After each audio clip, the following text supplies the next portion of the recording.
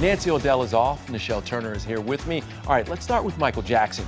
According to reports, attorneys are claiming the late superstar spent $200 million to silence several alleged victims. The reports also claim Wade Robson and James Safechuck, two men in their 30s, are threatening to release a wealth of evidence. This could do what no other prosecutor has been able to do, show that Jackson violated young boys and paid to keep them quiet. Tonight's top story, Michael Jackson's accusers, quiet no more.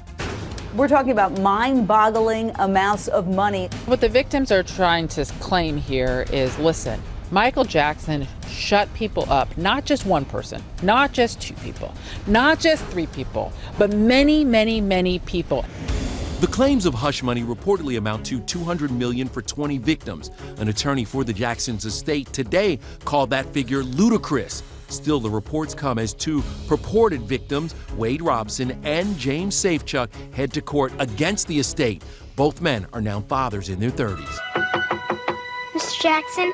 That's Safechuck when he was just 8, working on a Pepsi commercial with the King of Pop. Looking for me? He allegedly engaged in a wedding ceremony with this young boy.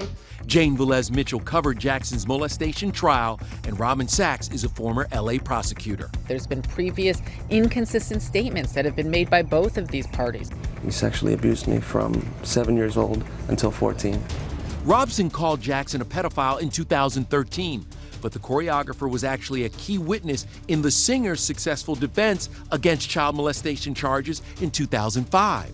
I learned so much from him as an artist and as a kind human being. In 2 ET interviews, he supported Jackson. It was like a family member. Yeah. And that's all it was. But Robson changed his story, claiming he felt the need to come forward after the birth of his son. This thing happened where I started looking at him and imagining him being a victim of the sexual abuse that I was at the hands of Michael. Totally false. Jackson always vehemently denied molesting children. Don't treat me like a criminal. Before I would hurt a child, I would slit my wrists. I think the thing that makes this case really interesting is you have all of these prior trials that could play out in one big trial here. You're going to see sound bites from interviews. You're going to see all kinds of evidence where we will see what Michael Jackson would say to these allegations. This is all about money. All about money on both sides.